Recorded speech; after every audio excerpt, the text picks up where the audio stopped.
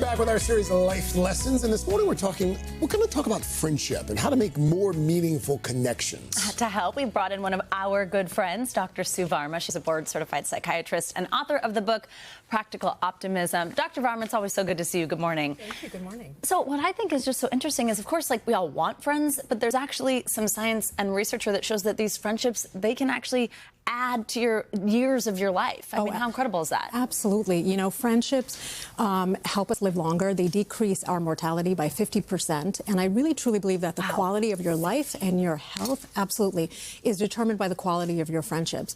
Wow. We have 30% less risk of stroke and of heart attacks, 30% less risk of dementia, and we can decrease the risk of getting dementia by 5 years, delay it by having good friendships. Wow. You know, it's one of those things where making new friends is hard at any age. Yes. But as you get older, it can become even harder. Totally. Let's talk about some ways that we can actually make new friendships, create new friendships. It's so interesting. It takes 50 hours to make just a regular casual friend. 50. 50. I was just gonna say the same thing. And to have a close friend, 80 to 100, and a bestie is 200 hours. So as adults, Wow. who has this kind of time? No one. So I always, exactly. So I always say show up in places consistently, right? Proximity is the number one thing. Are you in the same places at the same time?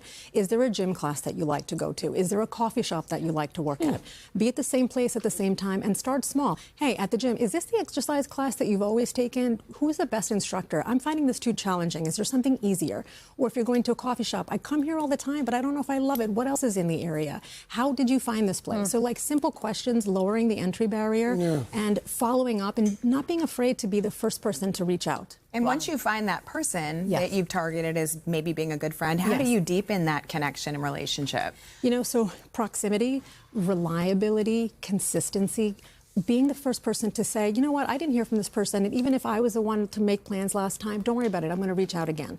Self-disclosure is really important. Vulnerability is a really big part of deepening a friendship, and sharing something, you know, it could be as simple as, you know, I'm not feeling great in my outfit or my body right now, or I'm really struggling, there's a class that I want to take and I just haven't fit it, or I don't know how you're balancing like parenting and having a family and time with your spouse.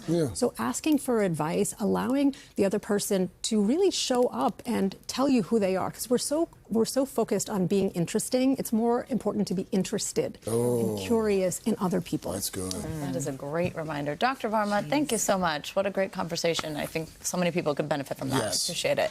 Hey, thanks for watching. And don't forget, you can catch the Today Show every morning on NBC or take Today when you're on the go. Just follow the Today podcast on Apple Podcasts, Spotify, or wherever you listen.